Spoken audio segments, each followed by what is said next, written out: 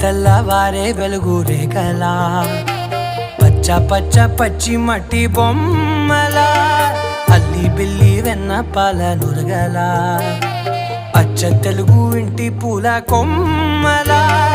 దేవదేవుడే పంపగా ఇలా దేవతే మా ఇంట అడుగే పెట్టెనంట బ్రహ్మ కళ్ళలో కాంతులే మా అమ్మలా మా కోసం మళ్ళీ లాలి పాడేనంట.